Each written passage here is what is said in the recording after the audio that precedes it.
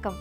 பொதுத் தேர்வை சந்திக்க உள்ள 10ஆம் வகுப்பு மாணவர்களுக்கான வழிகாட்டுதல்களை வழங்கும் இன்றைய கற்க கசடர நிகழ்ச்சிக்கு உங்களை வரவேற்கிறோம். 12ஆம் வகுப்பு உயர்கல்வியை நிர்ணயிக்கும் என்றால் அதற்கான அடித்தளத்தை அமைத்துக் கொடுப்பது 10ஆம் வகுப்பு. அந்த வகையில் 10ஆம் வகுப்பு மாணவர்களுக்கான தமிழ் முதல் தாள், 2ஆம் தாள் இரண்டிற்குமான விளக்கங்களை அளிக்க தமிழ் ஆசிரியர் ராதாகிருஷ்ணன் காத்திருக்கிறார். சந்தேகங்களை நேரடியாக கேட்டு தெளிவுபடுத்திக் கொள்ள ஸ்ரீ ராமகிருஷ்ண மிஷன் பள்ளி மாணவர்களும் இணைந்திருக்கின்றனர். நிகழ்ச்சிக்குள் செல்லலாம். வணக்கம். வணக்கம். இப்போ தமிழ் முதல் தாளை பற்றி முதல்ல பேசிடுவோம். இப்போ முதல் தாளை பொறுத்த வரைக்கும் இந்தந்த இடங்களில் மாணவர்கள் தவறு இழைத்து விடுவார்கள் அப்படின்னா அது என்னென்ன இடம், அதை எப்படி தவிர்த்து கொள்ளலாம்? முதல் தாளை பொறுத்த மட்டில் வினாயன் 45 கீழ்காணும் பாடலை படித்து உரிய விடையை எழுதுக என்று ஒரு பகுதி உண்டு. அதற்கு மதிப்பெண் 5. அந்த பாடலை நன்றாக படித்துவிட்டு அது கீழே கேட்கப்பட்ட வினாக்களுக்கு அந்த பாடலிலிருந்து விடையை எழுத வேண்டும். அதற்கு பயிற்சி வேண்டும். முதல் தாளிலே ஒரு 6 பாடல், நற்றிணை, கலித்தொகை, தமிழ் விடுத்தூது, தேவாரம், நிற்க நேரமில்லை, இந்த பகுதியிலெல்லாம் புறநானூறு, இந்த பகுதியில் உள்ள பாடல்களை மாணவர்கள் மீண்டும் மீண்டும் பயிற்சி எடுத்துக்கொண்டால் அதில் தான் அதிக தவறு செய்வார்கள். அதை பயிற்சி எடுத்துக்கொண்டால் நல்ல மதிப்பெண் பெறலாம். அதே மாதிரி 2ஆம் தாள்லையும் கவனம் செலுத்த வேண்டிய பகுதிகள்னா எது இதெல்லாம்? 2ஆம் தாளை பொறுத்த மட்டுமா உங்களுடைய வினாயன் 11லிருந்து 20 வரை உள்ள ஒரு மதிப்பெண் வினாக்கள் அவையெல்லாம் மாணவர்கள் நன்கு பயிற்சி எடுத்திருக்க வேண்டும். 2 ஆண்டு வினாத்தாள்களை எடுத்து வைத்துக்கொண்டு அதில் கேட்கக்கூடிய வினாக்களை பல முறை பயிற்சி எடுத்திருந்தால் மட்டுமே அதில் முழு மதிப்பெண் பெற முடியும். ஏனென்றால் அத்தனை வினாக்களும் இலக்கணத்தோடு தொடர்புடைய வினாக்கள். உதாரணமாக முத்தமிழ் விருத்தி எழுதுக, இயல் இசை நாடகம், பெயரெச்சத்தை வினைச்சமாக மாற்றுக அப்படி என்று கேட்கக்கூடிய வினாக்கள் இருக்கிறது. கொச்சை சொற்களை திரித்து எழுதுக, உரிய வேற்றுமை உருவை போட்டு எழுதுக, ஒற்று மிகுமிடம் வல்லெழுத்து மிகுமிடம் மிகா இடத்திற்கு தக்க சான்று தருக, இப்படி அந்த இலக்கண வினாக்கள் இருக்கிறது. அதற்கு 2 ஆண்டு வினாத்தாள்களை வைத்துக்கொண்டு அதை பயிற்சி எடுத்துக்கொண்டால் அதில் தான் மாணவர்கள் கவனமாக செய்ய வேண்டிய பகுதி. 2ஆம் தாளை பொறுத்தமட்டில் பொதுக்கட்டுரை, கடிதம், இலக்கிய திறன் ஆய்வு என்று சொல்லக்கூடிய அந்த பகுதியும் நம் மாணவர்கள் கவனிக்க வேண்டிய பகுதி. சரி, இப்போ மாணவர்களோட சந்தேகங்களை கேட்கலாம். பிரதீப், உங்களுடைய கேள்வி என்ன? ஐயா, நெடுவினா எழுதும் பொழுது குறிப்பு சட்டகம் எழுதுவது அவசியமா? அவ்வாறு எழுதும் பொழுது மேற்கோள் காட்டுவது அவசியமா? மகனே, நெடுவினாவை பொறுத்தமட்டில் தமிழ் முதல் தாளில் நெடுவினாவை பொறுத்தமட்டில் 4 அதிகாரங்கள், திருக்குறள் இருக்கக்கூடிய 4 அதிகாரங்கள் உள்ள நெடுவினாக்களை நன்றாக படித்து வைத்திருக்க வேண்டும். எழுதுகின்ற பொழுது குறிப்பு சட்டகம் போட்டு எழுதலாம். உட்தலைப்பு இட்டு உரிய திருக்குறளை மேற்கோள் காட்டி அவற்றிற்கு கருப்பு நிற மை பயன்படுத்தி எழுதினால் நல்ல மதிப்பெண்கள் கிடைக்கும். முழு மதிப்பெண்கள் பெற வேண்டும் என்று சொன்னால் ஒற்று பிழை இல்லாமல், தொடர்பிழை, வாக்கிய பிழை இன்றி திருக்குறளை மேற்கோள் காட்டி எழுதினால் முழு மதிப்பெண் கிடைக்கும். சரி, இப்போ நீங்கள் பேசும்போது சொல்லியிருந்தீங்க இந்த ஒரு மதிப்பெண் வினாக்களை பொறுத்த வரைக்கும் பயிற்சி எடுத்துக்கணும். இப்போ நெடுவினான்னா எழுதி பார்த்து பயிற்சி எடுத்துக்கலாம். இப்போ ஒரு மதிப்பெண்ணும் போது அதுக்கான பயிற்சினா எப்படி அவங்க பயிற்சி எடுத்துக்க முடியும்? புத்தகத்தில் பின்பக்கத்தில் இருக்கக்கூடிய வினாக்களே அதற்கு நிறையா கொடுத்துருக்காங்கம்மா. இலக்கண பகுதியில் அந்த மாதிரி ஒரு இயலும் பின்பக்கம் இருக்கக்கூடிய வினாக்களை அவர்கள் பயிற்சி எடுத்துக்கொள்ள வேண்டும். ஒரு 2 ஆண்டு வினாத்தாளை வைத்துக்கொண்டு அதில் எப்படியெல்லாம் வினா கேட்டிருக்கிறார்கள். உதாரணமாக ஒரு எடுத்துக்காட்டு சொன்னால் உங்களுக்கு புரியும். நான் திருக்குறள் படிப்பது பிடிக்கும்னு இருக்கும். உரிய வேற்றுமை உருவை சேர்த்து எழுதுன்னு கொடுக்கின்ற பொழுது பக்கத்து அதை அடைப்புக்குறிக்குள்ள அந்த வேற்று உருவாகிய கு, ஐ ஏதாவது கொடுத்துருப்பாங்க. அப்போ எனக்கு திருக்குறள் படிப்பது பிடிக்கும் அப்படி என்றது உரிய வேற்று உருவை சேர்த்து எழுதும். அதுபோல் நிறைய வினாக்கள் கொடுத்துருப்பார்கள்.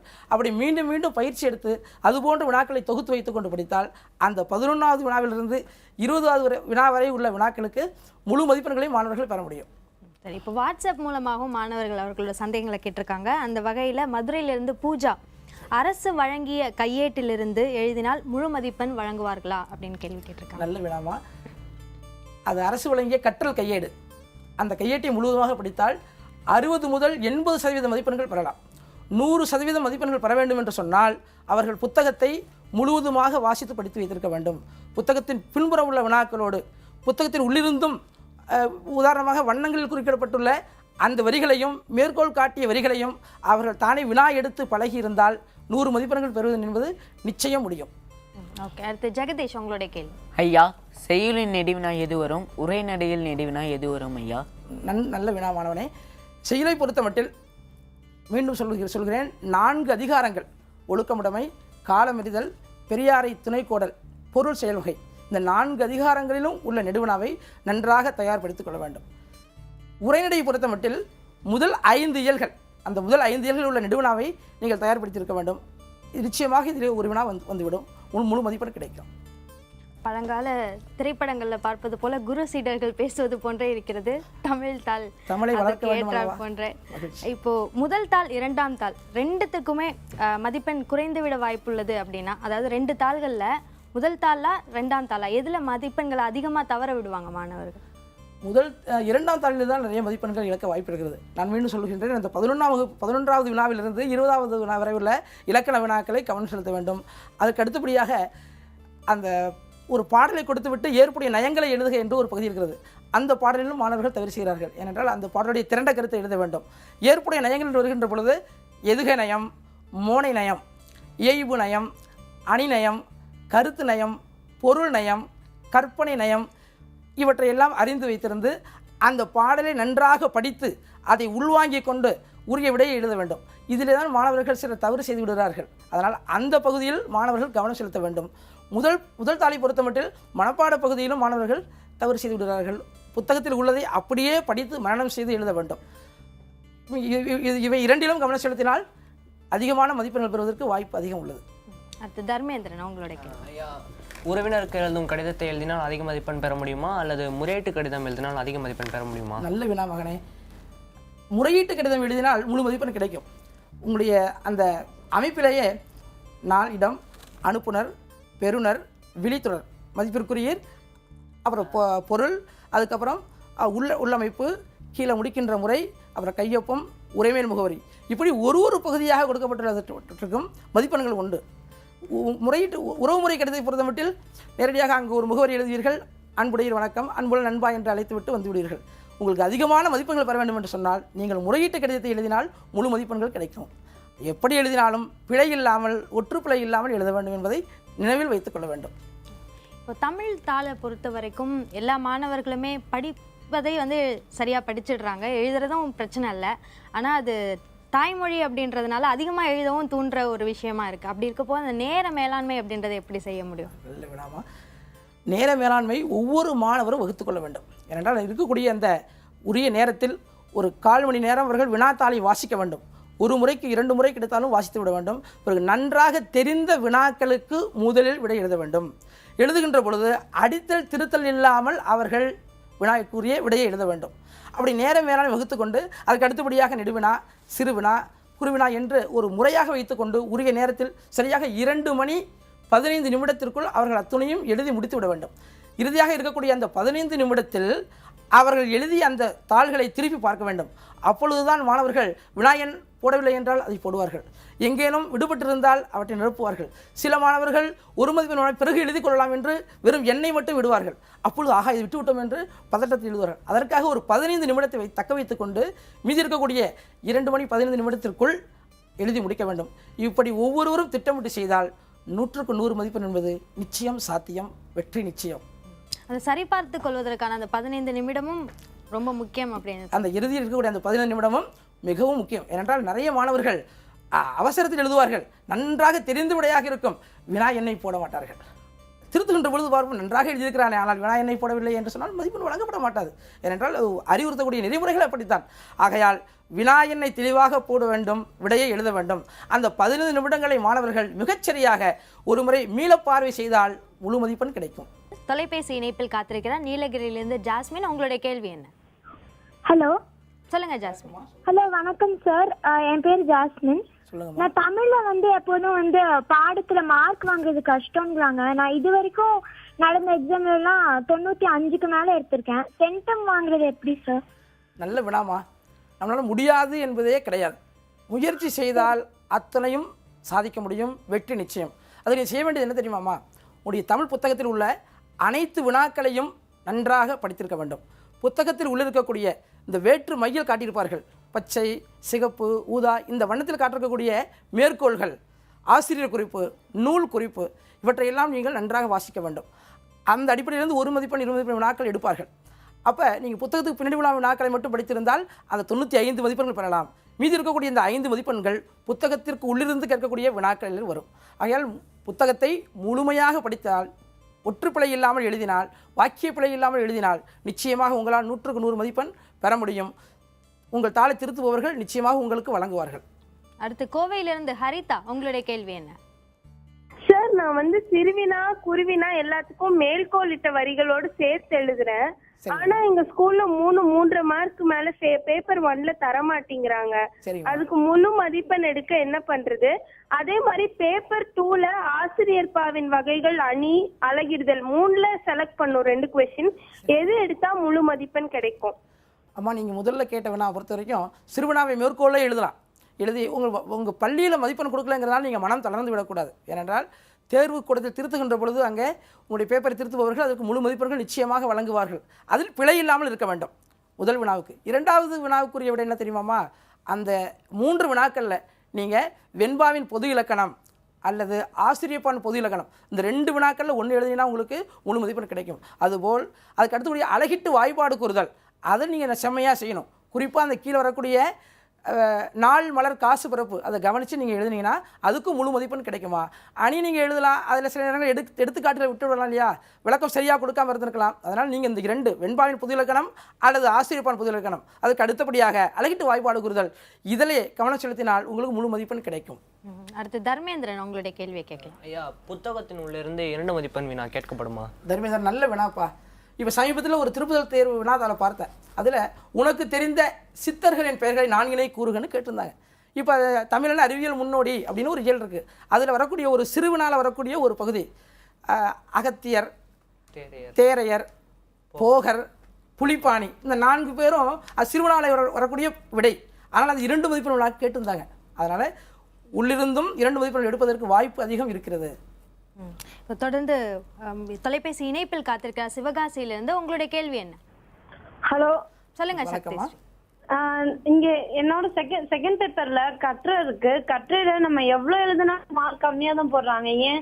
அது என்ன பிரசன்டேஷன் இருக்கணும்? எப்படி சொல்கிறேம்மா, கட்டுரை பொறுத்த மட்டும் நீங்கள் என்ன செய்யணும்னா அதுக்கு வந்து குறிப்பு சட்டகம் போடணும், உள் தலைப்பிட்டு எழுதணும். அந்த உள் தலைப்பு இடுகின்ற பொழுது அந்த தலைப்புக்கு பொருத்தமான மேற்கோள்களை காட்டி எழுத வேண்டும். இடையிடையே பழமொழியை எழுதலாம், அந்த பழமொழிக்கு விளக்கம் எழுதலாம், பாடல் வரிகளை எழுதலாம், அந்த பாடல் வரிக்கு விளக்கம் எழுதலாம். இப்போ மேற்கோள் அவசியம். உங்களுடைய பொதுக்கட்டுரை பொறுத்த மட்டில் மேற்கோளும் அதுக்கு வரக்கூடிய பழமொழிகளும் அதை எழுதினா மட்டும்தான் உங்களுக்கு முழு மதிப்பெண் கிடைக்கும். சில மாணவர்கள் அப்படியே மரணம் செய்துவிட்டு எழுதி விடுகிறார்கள். அதனால் 8 மதிப்பெண் அல்லது 9 மதிப்பெண் போடுவார்கள். நீங்கள் மேற்கோளை எழுதுவது அவசியம் என்பதை மனதில் வைத்துக் கொள்ள வேண்டும். முன்னுரை முடிவுரை என்பதும் அவசியம். தலைப்போடு உள் தலைப்போடு பொருத்தமுள்ள செய்திகளை எழுத்துப்பிழை இன்றி எழுதினால் 10க்கு 10 மதிப்பெண்கள் கிடைக்கும். அதாவது எப்படி எனக்கு மதிப்பெண்ணை குறைக்கலான்ற ஒரு கோபம் அந்த மாணவிகிட்ட இருந்து தெரியுது. அடுத்து ஜெகதீஷ் உங்க கேள்வி என்ன? ஐயா, அன்னைக்கு புத்தகத்தில் உள்ள சான்று மட்டும் போதுமா அல்லது புத்தகத்தில் வெளியிலிருந்தும் சான்று எழுதலாம்? நல்ல வினா ஜெகதீஷ். அணியை பொறுத்த மட்டும் நீங்கள் 3 அணியை தயார் செய்து கொள்ள வேண்டும். தற்குறிப்பேற்றணி, வஞ்ச புகழ்ச்சி அணி, சொற்பொருள் பின்வரும் நிலை அணி. இந்த 3 அணியை தயார் செய்து கொள்ள வேண்டும்.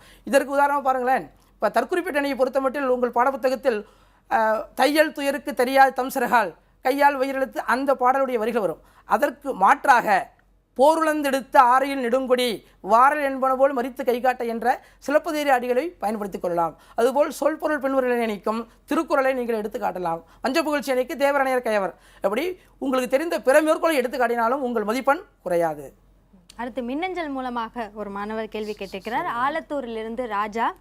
அவருடைய கேள்வி என்னவென்றால், இலக்கண பகுதியிலிருந்து முழு மதிப்பெண் அந்த பகுதியில் பெறணும் அப்படின்னா என்ன பண்ணணும் அப்படின்னு கேட்டிருக்காங்க. அழகிட்டு வாய்ப்பாடு கூறுதல்.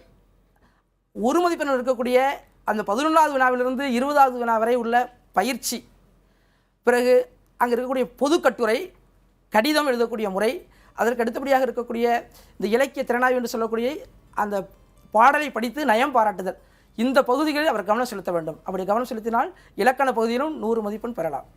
அடுத்த பிரதீப் உங்க கேள்வி. ஐயா, 2ஆம் தாளில் கவிதை எத்தனை அடிகள் அமைய வேண்டும்? அது புத்தகத்தில் இருப்பதை போல் மட்டும்தான் எழுத வேண்டுமா? நல்ல வினா. புத்தகத்தில் இருப்பது போல் மட்டும் எழுத வேண்டும் என்பது அவசியமில்லை. ஏனென்றால் மாணவர்களுடைய கற்பனை திறனை அளந்து அறியக்கூடிய பகுதி அந்த கவிதை எழுதுதல். ஒரு 4 வரியிலிருந்து ஆரம்பித்து 8 வரிக்கு குறையாமல் புது கவிதை முறையில் நீங்கள் கவிதை எழுதலாம். நீங்கள் தெரிவு செய்யக்கூடிய வார்த்தை நல்ல தரமான வார்த்தை, எடுத்த எடுப்பிலேயே நல்ல தரமான வார்த்தையை பயன்படுத்தி ஒரு ஒழுங்கான கோர்வை முறையில் அமைத்திருந்தால் அந்த கவிதைக்கு மதிப்பெண்கள் வழங்குவார்கள். 4 அடி முதல் 8 அடி வரையில் இருக்க வேண்டும் கவிதை. தாய், நட்பு, மலை இந்த அடிப்படையில் கவிதைகள் கேட்கப்படும். இப்போ நிறைய மாணவர்கள் அந்த டோட்டல் மார்க் எவ்வளோ அப்படின்னு பார்க்குறப்போ தமிழில் தான் அதிகமான மார்க்கை இழப்பாங்க. அதே மாதிரி நிறைய பேர் தமிழில் தோல்வி அடைகிற ஒரு சூழ்நிலையும் நம்ம பார்க்க முடியுது. அந்த தோல்வி அடையாமல் இருப்பதற்கு எளிமையான வழிகள் மதிப்பெண் பெறுவது. நல்ல வினாமா. தமிழில் தோல்வியை தவிர்ப்பது எப்படி அப்படின்னா, புத்தகத்திற்கு பின்பக்கம் இருக்கக்கூடிய 1 மதிப்பெண் வினாக்கள், 2 மதிப்பெண் வினாக்கள், அரசு வழங்கிய கற்றல் கையேடு இவற்றை ஒரு மாணவன் தயார் செய்தால் அவன் தேர்ச்சி மட்டும் இல்லை 80% மதிப்பெண்களை பெறுவது என்பது உறுதி. ஆகையால் தோல்வியை ஈஸியாக எளிமையாக தவிர்த்து விடலாம். அடுத்து சென்னையிலிருந்து சித்ரா, உங்களுடைய கேள்வி என்ன? இணைப்பில் இல்லை. இப்போது மாணவர்கள் அந்த தோல்வியை தவிர்ப்பது குறித்து பேசினோம். இப்போ இங்கே இருக்க மாணவர்களோட கேள்விகளுக்கே போகலாம். தர்மேந்திரன், உங்கள் கேள்வி கேட்கலாம். பாளையம் பாராட்டலில் வந்துள்ள அணியை எவ்வாறு எளிதாக கண்டுபிடிப்பது? நல்ல வினாப்பா. அந்த பாடலை 2 முறை வாசித்து பார்க்க வேண்டும். பார்த்தால் இப்போ உதாரணமாக பாருங்களேன், அந்த பாடலை படிக்கின்ற பொழுது அதனுடைய பொருள் ஓரளவு தெரியும். அந்த பாடலுடைய பொருள் இயல்பான நடைமுறை வாழ்க்கைக்கு ஏற்றுக்கொள்ளக்கூடிய வகையில் இருந்தால் அது இயல்புட விற்சனி. அந்த பாடலுடைய பொருள் அதீத கற்பனையாக இருந்தால் அது உயர்வு விற்சனி. உதாரணம் ஒரு எடுத்துக்காட்டு சொன்னால் உங்களுக்கு புரியும். வள்ளுவன் தன்னை உலகினுக்கே தந்து வான்புகழ் கொண்ட தமிழ்நாடு, இது உங்களுக்கு தெரியும், உயர்வு விற்சனி. பாடல் என்று படித்து பார்க்க வேண்டும். அடுத்து 2வது ஒரு உத்தி சொல்லித்தருகிறேன். போல புறைய ஒப்ப உரல மான கடுப்ப எய்ப எய்ப நேர நிகர அன்ன என்ன, இந்த 12 ஓம உருபுகளும் வந்திருந்தால் வெளிப்படையாக வந்திருந்தால் அது ஓமையினி, மறைந்து வந்திருந்தால் அது எடுத்துக்காட்டு ஓமையினி, ஒரு சொல் மீண்டும் மீண்டும் வந்திருந்தால் அது சொல் பொருட்பெண் வரிணி என்று அந்த பாடலை படித்து பார்த்தால் எளிமையாக கண்டுபிடித்து விடலாம் அணிநயத்தை. அடுத்து வாட்ஸ்அப் மூலமாக சென்னையிலிருந்து பிரவீன் என்ற ஒரு மாணவர் கேள்வி கேட்டிருக்கிறார். அதாவது செய்யுள் பகுதி ரொம்ப கஷ்டமாக இருக்குது, அதில் மதிப்பெண் வாங்கணும்னா எப்படி பயிற்சி எடுத்துக்கணும் அப்படின்னு கேட்டிருக்காங்க. செய்யுள் பகுதி தான் எளிமையான பகுதி. அந்த பாடலை நன்றாக படிக்க வேண்டும். பாடலுக்குரிய வினாக்களை படித்து மனனம் செய்து கொள்ள வேண்டும். முடிந்தால் சிறுவினாக்களுக்கு 2 பாடல் வரிகளை எடுத்து எழுதலாம். நன்றாக தயார் செய்து கொள்ள வேண்டும். பயிற்சி எடுத்துக்கொண்டால் முழு மதிப்பெண் பெறலாம். அடுத்து பிரதீப், உங்கள் கேள்வி. ஐயா, மனப்பாட பகுதியில் சரியாக எழுதி ஆசிரியர் பெயர் எழுதாமல் விட்டால் மதிப்பெண் குறைக்கப்படுமா? குறைக்கப்பட மாட்டார்கள். நீங்கள் சரியாக எழுதி அந்த புத்தகத்தில் எப்படி இருக்கிறதோ அப்படியே எழுதியிருந்தால் மதிப்பெண் நிச்சயமாக வழங்கப்படும். பிழை இல்லாமல் பார்த்துக்கொள்ள வேண்டும். ஒரு சிறிய பிழை இல்லாமல் பார்த்துக்கொள்ள வேண்டும். இப்போது இன்னும் கொஞ்ச நாள் தான் தேர்வுக்கு இருக்கக்கூடிய இந்த கொஞ்சோண்டு நாளை எப்படி திட்டமிட்டு அவங்க படித்துக்கலாம்? இல்லை ஒரு சில மாணவர்கள் தேர்வுக்கு பக்கத்தில் வரும்போது தான் எல்லாத்தையுமே படிக்க ஆரம்பிப்பாங்க. அப்படி இருக்கும்போது அவங்களுக்கான சில வழிமுறைகளை சொல்லுங்கள். அவர்களுக்கு அவருடைய பாட புத்தகத்திலேயே 10வது இயலில் ஒரு பாடல் உண்டு. இன்றிலை பாருவோம் என்றிருந்தால் வழி என்னென்னவாகுமோ ஓரிரவில், சென்றிலை பாருக முற்றிடத்தே தம்பி தேன் வந்து பாயும் நெஞ்சிடத்தே, சாதனை பூக்களை ஏந்துமுனே இங்கு நல்ல செடிகளை பாரிடுமோ, வேதனையாவும் பறந்தது பார் செடி வெற்றி கொண்டு ஏந்திய புவினிலே. இருக்கக்கூடிய அந்த 20 நாட்களில் ஒவ்வொரு பாடத்திற்கும் உரிய 4 நாட்கள் என்று வைத்துக்கொண்டு சரியான முறையான பயிற்சி எடுத்துக்கொண்டால் நிச்சயமாக சாதிக்க முடியும். வெறுங்கை என்பது மூலதனம், விரல்கள் 10ம் மூலதனம், கருங்கள் பாறையும் நொறுங்கி விழும், கைகளில் பூமி சுழன்று வரும். அதனால் இருக்கின்ற நேரத்தை, பொன்னான நேரத்தை பயன்படுத்தி கொண்டு முயன்றால் நிச்சயம் வெற்றி கிடைக்கும். நல்ல பொன்மொழி சொல்லிக்கிங்க. இதோடய நம்மளோட நிகழ்ச்சியை முடித்தா சிறப்பாக இருக்கும்னு நினைக்கிறேன். இவ்வளோ நேரம் மாணவர்களோட சந்தேகங்களுக்கு விளக்கம் அளித்ததுக்கு நன்றி. சந்தேகம் அரங்கிற்கு வந்து கேட்டதற்கும் நன்றி. ஒரு சிறிய சொல்லுங்க. ஒரு சிறிய செய்தி சொல்லி முடிக்கின்றேன். அன்பு மாணவர்களே, சுவாமி விவேகானந்தர் காட்டிய வீர வழியிலே சென்று அவர் கூறிய பொன்மொழியாகிய தூய்மை, பொறுமை, விடாமுயற்சி, கடின உழைப்பு, இவற்றிற்கும் மேலான அன்பு, இந்த 5 படிக்கட்டுகளையும் உங்கள் வாழ்க்கையில் வைத்துக்கொண்டால் வெற்றி என்கின்ற பரிசு நிச்சயம் உண்டு என்று சொல்லி நல்லதொரு வாய்ப்பு நல்கிய புதிய தலைமுறைக்கு நன்றி பாராட்டி விடைபெறுகிறேன். நன்றி, வணக்கம். மாணவர்கள் உங்களுக்கும் நன்றி. நிச்சயமாக மாணவர்கள் பின்பற்றுவார்கள் என நம்புவோம். கற்க கசடர நிகழ்ச்சியில் கேட்க நினைக்கும் சந்தேகங்களை தொலைபேசியில் மட்டுமின்றி நிகழ்ச்சி நேரத்திற்கு முன்பாகவே 9030740000 என்ற எண்ணிற்கு வாட்ஸ்அப் மூலமாகவும் kalvi@newgenmedia.in என்ற மின்னஞ்சல் முகவரியிலும் கற்க கசடர என்ற முகநூல் பக்கத்திலும் கேட்கலாம். அதற்கான விளக்கங்களும் நிகழ்ச்சியில் பெற்றுத்தரப்படும். இந்நிகழ்ச்சியின் மறு ஒளிபரப்பை அடுத்த நாள் காலை 5:30 மணிக்கு பார்க்கலாம். இந்நிகழ்ச்சியின் தொகுப்புகளை www.pudiyatalamurai.com என்ற வலைதளத்தில் காணலாம். 10ஆம் வகுப்பு மாணவர்களுக்கான ஆங்கில பாடத்திற்கான ஆலோசனைகள் அடுத்த நிகழ்ச்சியில் இடம்பெறும். முதலில் அண்மை செய்திகளுக்கு தொடர்ந்து இணைந்திருங்கள் புதிய தலைமுறையோடு.